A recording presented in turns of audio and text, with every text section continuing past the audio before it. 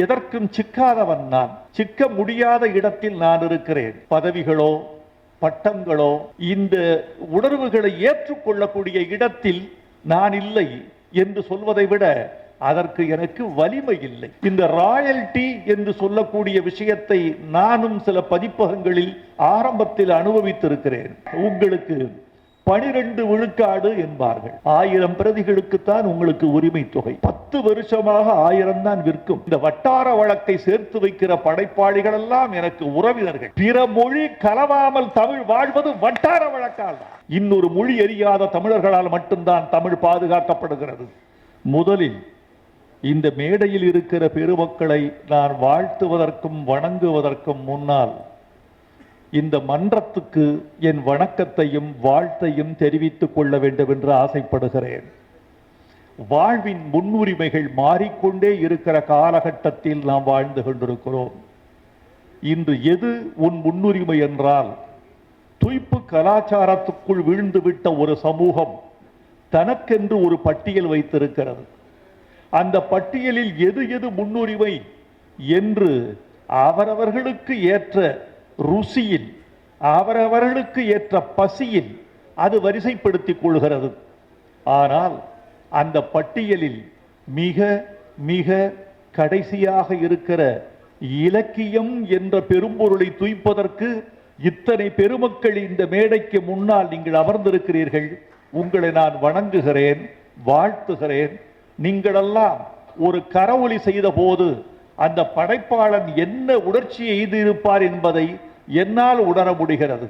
உங்கள் கரவொலி என் முதுகுத்தண்டுக்குள்ளேயே உணர்ச்சியை ஏற்படுத்தும் என்கிற போது படைத்தவனுடைய மூளை அரும்புகள் எப்படியெல்லாம் சிலிர்த்திருக்கும், அவன் முதுகுத்தண்டு எப்படியெல்லாம் நிமிர்ந்திருக்கும், அந்த மஜ்ஜைக்குள் எப்படியெல்லாம் புதிய குருதி ஊறி இருக்கும் என்று நான் உணர்ந்து பார்க்க முடிகிறது.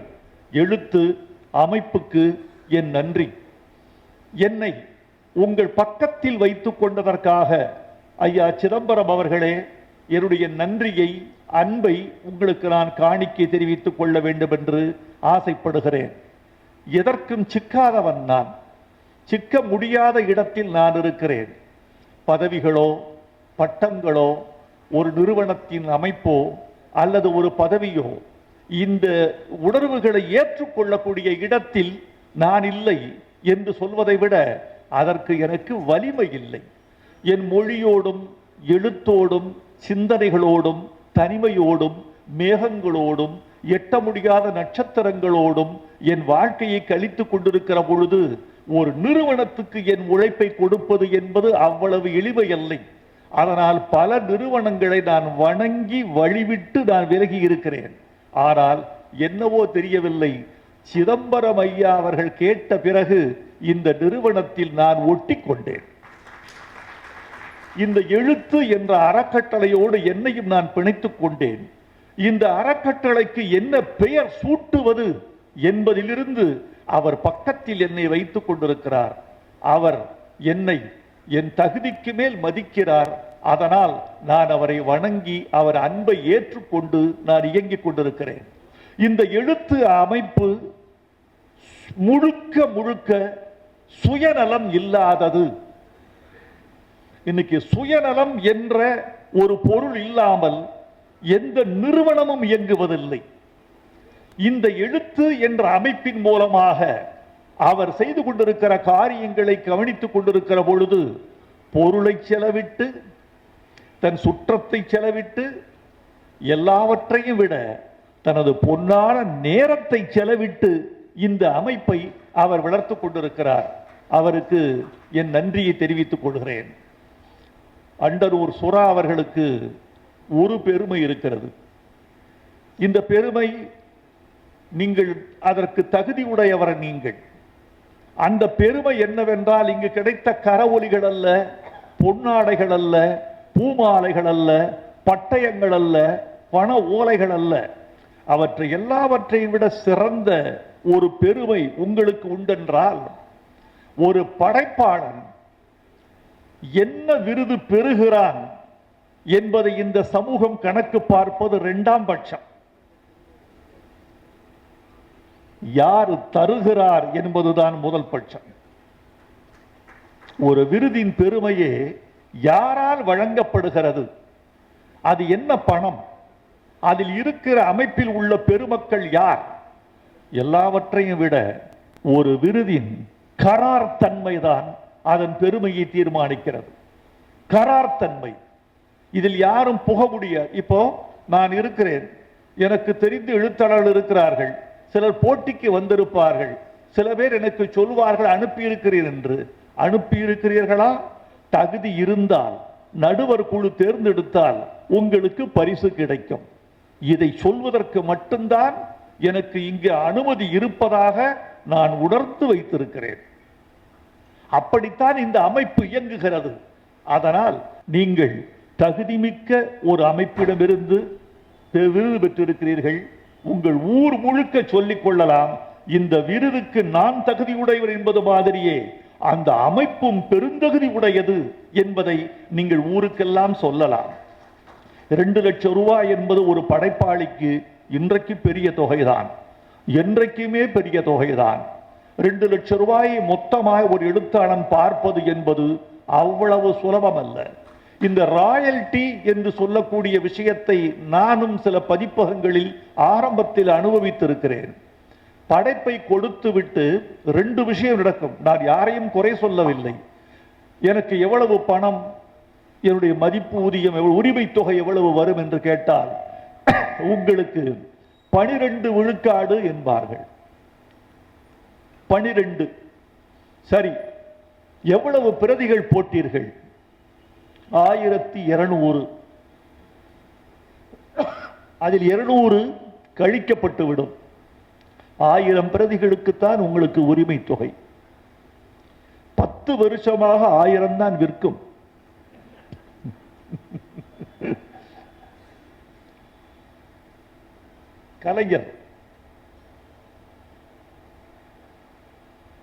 கலைஞர் தான் எனக்கு சொல்லிக் கொடுத்தார் ஒரு பதிப்பகத்தினுடைய உள்ளடக்கத்தை கண்டுபிடிப்பது எப்படி என்று. என்னுடைய நூல் ஒன்று 10 வருடமாக முதற் பதிப்பு என்றே வந்து கொண்டிருந்தது. எனக்கு சந்தேகமாக இருந்தது.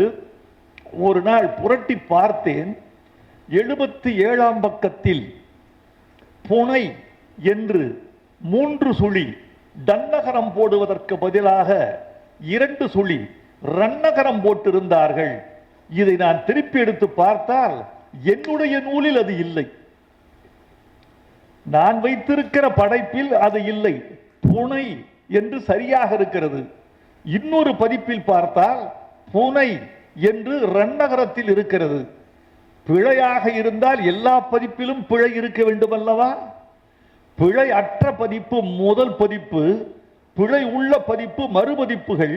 இப்படி எத்தனை பிரதிகள் போட்டீர்கள் என்று நான் பிடித்தேன் கலைஞர். அதன் பிறகுதான் நானும் எழுத்து பிழைகள் பார்க்க ஆரம்பித்தேன்.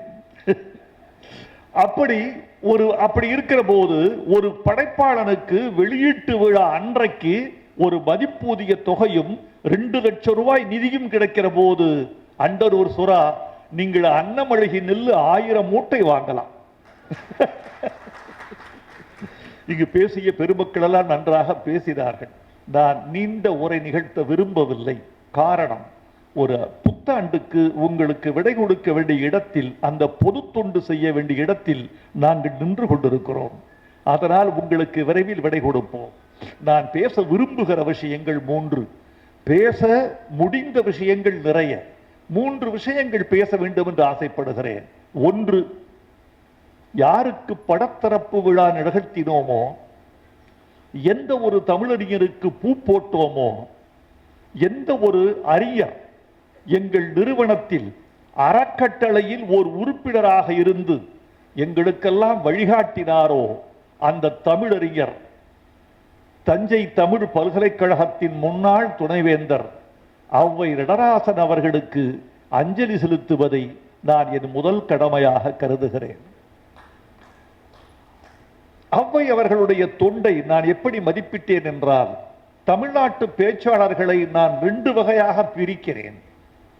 எந்த பேச்சாளராக இருந்தாலும், 1, தன் புலமையை வெளிச்சமிட்டு விட்டு சபையின் வலிமையை தான் எடுத்து கொண்டு போகிறவன். இது ஒரு பேச்சாளன் வகை. இன்னொரு பேச்சாளன் வகை இருக்கிறது. தன் புலமையை இந்த சபைக்கு பகிர்ந்தளித்து விட்டு தன் வலிமையை சபைக்கு கொடுத்து விட்டு போகிறவன். இதுதான் பெரியாருக்கும் மற்றவருக்கும் உள்ள வேறுபாடு, அண்ணாவுக்கும் மற்றவர்களுக்கும் உள்ள வேறுபாடு, கலைஞர்களுக்கும் மற்றவர்களுக்கும் உள்ள வேறுபாடு. தன் புலமையால் தான் ஒருவன் பெற்ற வலிமையை இந்த சமூகத்துக்கு பகிர்ந்து கொடுத்து ஒரு 100 பேரை அறிவாளியாக்கினோம், 100 பேரை தமிழின் பக்கம் அழைத்து வந்தோம், புரியாத புதிருக்கு விடை கொடுத்தோம், அவர்கள் அறிவின் உயரத்தை சில மில்லிமீட்டர்கள் உயர்த்தினோம் என்ற பெருமையோடு வீட்டுக்கு போகிறவர் ஔவை இந்த 2ஆம் வகை பேச்சாளர் என்பதை நான் அறிவேன். தான் கற்ற 500 தான் கற்ற புறநானூறு, தான் பெற்ற வலிமை, தன் இலக்கண புலமை, தன் ஆங்கில செறிவு, உலக விமர்சனங்கள் எல்லாவற்றையும் இந்த ஒலிபெருக்கிக்கு முன்னால் வந்து நான் கற்றதில் கொஞ்சத்தை உங்களோடு பகிர்ந்து கொள்கிறேன் என்று கர்வத்தை கடற்றி வைத்துவிட்டு பேசி இந்த மண்ணுக்கு பெருமை சேர்த்தவர் ஔவை நடராசன் அவர்கள். அந்த பெருமகனை இழந்தது எங்களுக்கு பேரிழப்பு. இங்கே இலக்கிய நடராசன் இங்கே குறிப்பிட்ட போது ஒன்று சொன்னார். இன்று நம்மிடையே இல்லாது போய்விட்ட ஔவை நடராசன் என்ற ஒரு அடைமொழியை அவர் இட்டார். அப்போது நான் அப்படியா என்று நான் கருதி கொண்டேன். ஔவை அவர்கள் நம்மோடு இல்லையா?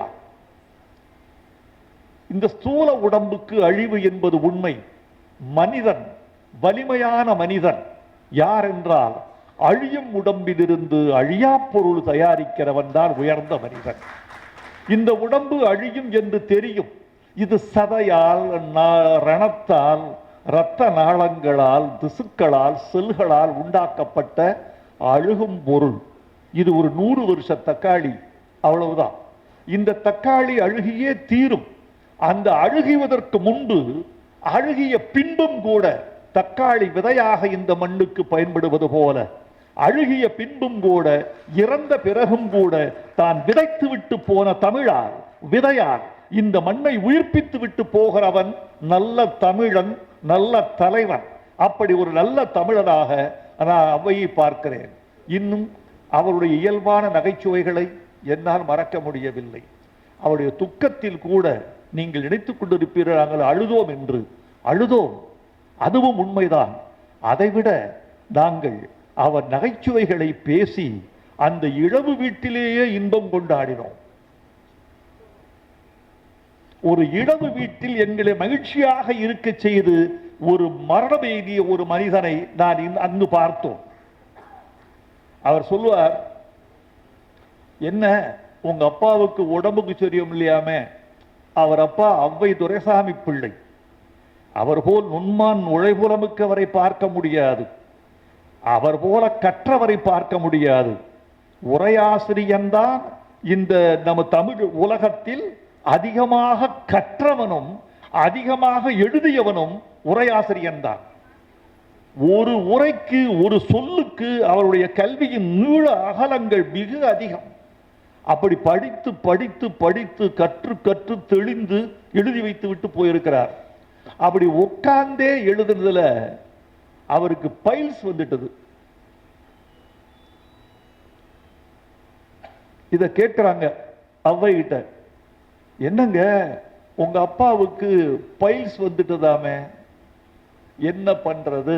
அவர் பதில், என்ன பண்றது, எங்க அப்பாவுக்கு உரை எழுதி எழுதியே மூலம் வந்துட்டது.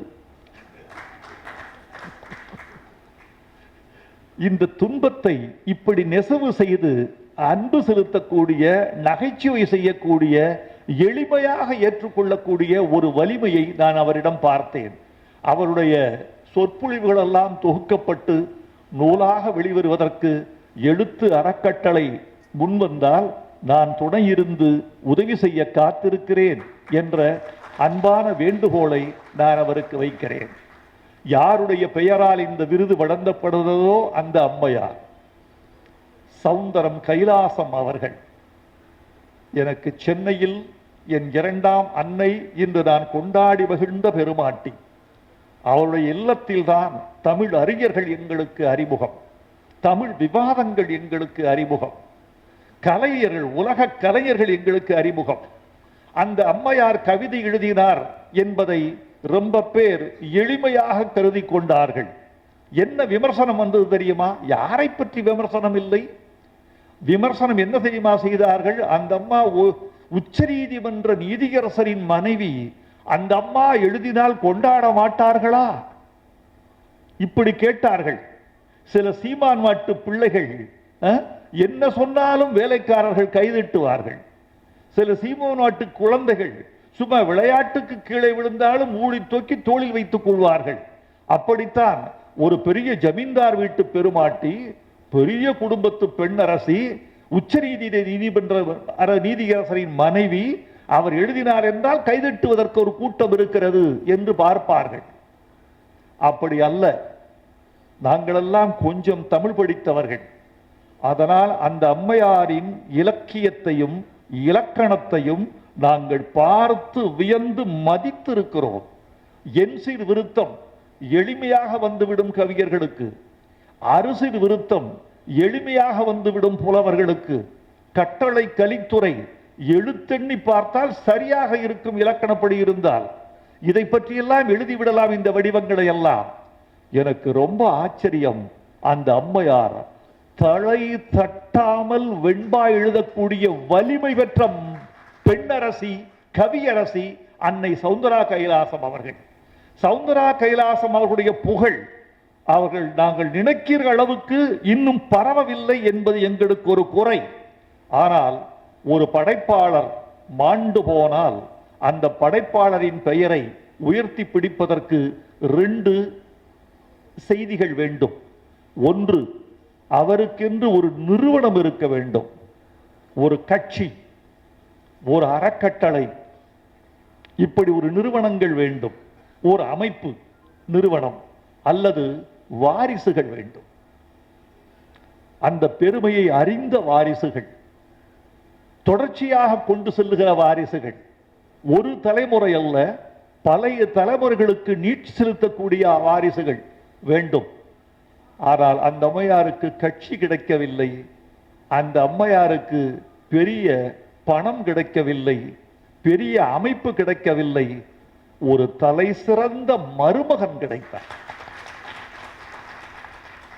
நான் நினைப்பேன், சடையவேல் கைலாசம் ஒரு மகன், ஒரே மகன், அதற்கு பிறகு மருமகன் தான் அவருக்கு திருமகன் என்று நான் நினைப்பேன். இந்த பெருமகன் அந்த அம்மையாரின் பெயரை ஏதோ நளினி அம்மா வந்திருக்காங்க, விமலா அம்மா வந்திருக்காங்க, ஸ்ரீதேவி வந்திருக்காங்க, எல்லா மகிழ்ச்சி, கார்த்திக் சிதம்பரம் வந்திருக்கார். இந்த பெருமக்கள் எல்லாம் தன்னுடைய அன்னையின் புகழை, பாட்டியின் பெருளை கொண்டாடக்கூடியவர்கள். ஆனால் அமைப்பு என்று ஒன்று இல்லாவிட்டால் முன்னெடுத்து செல்ல முடியாது. எழுத்து என்ற அமைப்பில் இந்த விருது உள்ள வரைக்கும் அந்த பெருமாட்டியின் புகழ் தமிழ் தளத்தில் என்றும் துலங்கும், விளங்கும், நிலைபெறும் என்று நான் நிச்சயமாய் நினைக்கிறேன். நண்பர்களே, இந்த படைப்பாளர் ஒரு மிகச்சிறந்த வட்டார வழக்கு எழுத்தாளர். அன்னமழகி என்ற தலைப்புக்காகவே உங்களை நான் கொண்டாடலாம். அந்த அன்னமழகின்னு சொன்ன உடனே ஒரு ஈர்ப்பு வருது, தலைப்புல ஒரு ஈர்ப்பு வரணும். ஒரு ஆங்கிலத்தில் ஒரு படம் எடுத்தார்கள், அந்த படத்துக்கு பேரே ரொம்ப அழகு. அந்த படத்துக்கு பேர் என்ன தெரியுமா? Wind cannot read. காற்றுக்கு படிக்க தெரியாது. எப்படி போடுறான்னா, ஒரு பெரிய சோலையை காட்டுகிறார்கள், பூக்களை பறிக்காதீர்கள்னு போர்டு வைக்கிறாங்க, don't plug the flowers. Camera அது மேலேயே பயணப்பட்டு போகுது, பூக்களை பறிக்காதீர்கள், பூக்களை பறிக்காதீர்கள். வேகமா ஒரு காத்து அடிக்குது, அடிச்சு எல்லா பூக்களையும் வீழ வைச்சிருச்சு. இப்ப டைட்டில் போடுறா, தி விண்ட் கேனாட் ரீட். இது எதுக்குன்னு சொன்னா, ஒரு தலைப்பின் மீது எப்ப வைத்தான் ஒரு ஆங்கில படத்துக்கு தலைப்பு எனக்கே தெரியாது, அந்த ஆண்டு தெரியாது. இத்தனை ஆண்டுகளுக்கு பிறகு உங்கள் கைதட்டல்களை காற்று அறுவடை செய்திருக்கிறது அந்த தலைப்புக்காக. இப்படி ஒரு தலைப்பு அன்னமழகி.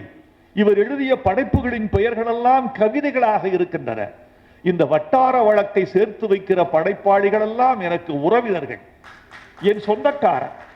அந்த வட்டார வழக்கில் தான் இன்னும் தமிழ் மொழி தழைத்திருக்கிறது. பிற மொழி கலவாமல் தமிழ் வாழ்வது வட்டார வழக்கால் தான். அந்த வட்டார வழக்கில் தான் இன்னொன்று கலப்பதற்கு வழியில்லை. தமிழன்றி இன்னொரு மொழி அறியாத தமிழர்களால் மட்டும்தான் தமிழ் பாதுகாக்கப்படுகிறது. தமிழன்றி இன்னொரு மொழி தெரிந்தவர்கள் பாதுகாக்கிறார்கள். ஆனால் தமிழ் இன்னும் உயிர்ப்போடு இருப்பது வட்டார வழக்கில் தான். எங்க ஊர்ல கள்ளிக்காட்டு தியாசத்துல ஒரு வரி, இந்த ஊரை காலி பண்ணுங்கன்னு தாசில்தார் வந்து சொல்றாரு. தண்ணி வரப்போது, இந்த ஊரை காலி பண்ணுங்கன்னு தாசில்தார் சொல்றாரு. ஓடி போய் ஒரு அம்மா பாலை சுட வச்சு கொண்டு வந்து தாசில்தாருக்கு கொடுப்பா. அவர் சொல்லுவாரு, என்னம்மா ஊரை காலி பண்ணுங்க அப்படின்னு சொல்லி வந்திருக்கேன், நீங்க பால் கொடுக்குறீங்களே, சும்மா சாப்பிடுங்க சாரே, நாங்க பாம்புக்கு கூட பால் வாக்குற சாதி. இது சொன்னது வைரமுத்து அல்ல, ஒரு தமிழச்சி, கைநாட்டு போடாத தமிழச்சி, தன் பெயரை தானே எழுத தெரியாத தமிழச்சி. அவங்க மனசுக்குள்ள இருக்கக்கூடிய பொங்கி இருக்கிற விஷயம் இருக்க. எங்க ஊருக்கு சொலவடைகள்லாம் சொன்னா நீங்களாம் அசந்து போயிடுவீங்க. இந்த சொலவடைகளையும் பழமொழிகளையும் நீங்கள் பாத்திரங்கள் வாயிலாக பதிவு செய்கிற போது ரொம்ப அழகு. எங்க சொன்னா அவன் எப்படி ஆளு, ஐயோ ரொம்ப மோசமான ஆளு, எப்படி சொல்றீங்க, வெள்ளை வேட்டி சாயம் போகாதுன்னு வித்துருவான். இது எங்க ஊர் வழக்கு. இப்படி நீங்க போனா போகிற போக்கெல்லாம் நீங்கள் அறுவடை செய்து கொண்டே போகலாம். கிராமத்து மக்களோடு பேசுவது என்கிற சுகம் இருக்கு. அவர்களை ஒரு 10 பேரை அழைத்து வைத்துக் கொண்டு நான் பேச மாட்டேன், அவர்களை பேச விட்டு கேட்டுக் கொண்டிருப்பேன். அதுதான் இன்ப தேன் வந்து பாயுது காதினிலே என்று பாரதி சொன்ன மொழி. அந்த வட்டார வழக்கு, அதில் இருக்கிற ஓசை, அதில் இருக்கிற சங்கீதம், அதையெல்லாம் இங்க அன்னமழகிக்குள்ள கொண்டு வந்து சேர்த்திருக்கிறார். இது சின்ன நூல் தான். அண்டனூர் சுறா, உங்களுக்கு ஒரு வேண்டுகோள், இந்த 2 லட்சம் ரூபாய் பரிசை நீங்கள் பெரும் பரிசாக கருதலாம். இதைவிட சிறந்த பரிசுகள் எல்லாம் உங்களை போன்ற படைப்பாளிகளுக்கு நாளை உலகம் தருவதற்கு காத்திருக்கிறது. அதனால் இன்னும் விரிந்த நாவல் ஒன்று சொல்லட்டுமா? நகரத்திலேயே பிறந்து வளர்ந்தவன் ஒரு பெரிய வாழ்க்கையை இழக்கிறான். ஆனால் கிராமத்திலே பிறந்து வளர்ந்தவன் 2 வாழ்க்கையை கற்றுக்கொள்கிறான். நாமெல்லாம் ரொம்ப வலிமை உள்ளவன். நாம குளத்துல நீங்க சொல்றீங்களே கிருஷ்ணகுமார், எலி, நான் எலியை பிடிச்சு கொத்துல வச்சு அடிப்போம். கொத்து எடுத்துட்டு போய் வெட்டிக்கிட்டே போ, நான் மண்டி போட்டு தான் வெட்டுறது. வெட்டி அடிச்ச கடைசியில பார்த்தா நெல் இருக்கும். பக்கத்துல ஒரு பாம்பு வரும்னு தெரியும். கையில ஒரு ஈட்டி குச்சியை வச்சுக்கிட்டே நம்ம உள்ள போவோம். கையில ஒரு ஈட்டி குச்சி இருக்கும். எப்ப பாம்பு வந்தாலும் குத்திடுற கீழே நாங்கள் தோற்படும். கொத்துகளில் அது குழிபறித்து கொண்டே ஒரு கிலோ. எங்க தாத்தா சொல்லுவாரு, நாம அறுவடை பண்றதை விட எலி அறுவடை பண்றதாண்டா ஜாஸ்தி. போய் குழிய தோண்டுங்க போங்க, நான் இருக்கிறத சூட்டடிச்சுட்டு இருக்கேன், நீ அதை போய் அள்ளிட்டு வாங்க. நான் அள்ளி கொண்டு போய் எலியிடம் பெற்றதை எலியிடம் இருந்து பறித்து கொண்டு வந்து களத்துல கொட்டி நாங்க சூடடிப்போம். சூடடித்தது வேற, சரி அதை பத்தி பேச வேண்டாம். கிருஷ்ணகுமார் ரொம்ப அழகா பேசினார். பாரதி கிருஷ்ணகுமார் இன்னைக்கு ஒரு நல்ல படிப்பாளி. ஒரு மேடைக்கு வருகிற போது எவ்வளவு தயாரிப்போடு வர வேண்டும் என்பதை கிருஷ்ணகுமாரிடம் கற்றுக்கொள்ள வேண்டும். ஒரு பேச்சாளனுக்குரிய பொறுப்பு அது. அந்த பேச்சு அழகா இருந்தது. சுறா, நிறைய எழுதுங்கள், நிறைய படையுங்கள். புலவர்களும் இணையாகவே வந்து கொண்டிருக்கிறார்கள் தமிழ்நாட்டில். என்னன்னா இன்னைக்கு படைப்பாளிகள் ரொம்ப கெட்டிக்காரர்கள். இன்னைக்கு புறவரர்கள் இல்லாமலே எழுதுகிறார்கள். எழுதித்தான் இதை அடைஞ்சிருக்கார். காரணம், புறவரர்களை நம்பாமல் அவர் அரசாங்க பள்ளிக்கூடத்தை நம்புகிறார். பல படைப்பாளிகள் வங்கிகளில், கல்லூரிகளில், நிறுவனங்களில், ஆயுள் காப்பீட்டு அமைப்புகளில் தங்கள் வாழ்க்கையை படைத்துக் கொண்டு அது வயிற்றுக்கு வைத்துக் கொண்டு ஆன்மாவுக்கு எழுத்து என்று 2 வேலைகளுக்கு வந்து விட்டார்கள். இதனால் புறவரர்களை துறந்து விட்டு கூட படைப்பாளிகள் நிற்க முடியும் என்ற உணர்வு வந்திருக்கிறது. ஆனாலும் கூட இந்த 1 லட்சம் ரூபாய் என்ற பரிசை 2 லட்சம் ரூபாய் என்று உயர்த்தியது சிதம்பரம் அவர்கள் இன்றைக்கு இந்திய நிதியமைச்சராக இருந்தால் எவ்வளவு நன்மை நடக்கும் என்பதற்கு இதுவே ஒரு எடுத்துக்காட்டாக நான் நினைக்கிறேன். இந்த அமைப்பு வாழ்க, வந்தவர்கள் வாழ்க. இந்த ஆண்டு போரற்ற ஆண்டாக, நோயற்ற ஆண்டாக, பஞ்சமற்ற ஆண்டாக, வாய்ப்புகள் மிகுந்த ஆண்டாக, அந்த வாய்ப்புகளை பயன்படுத்திக் கொள்கிற வலிமை மிகுந்த ஆண்டாக அமைய வேண்டும் என்று அனைவரையும் வாழ்த்துகிறேன். நன்றி, வணக்கம்.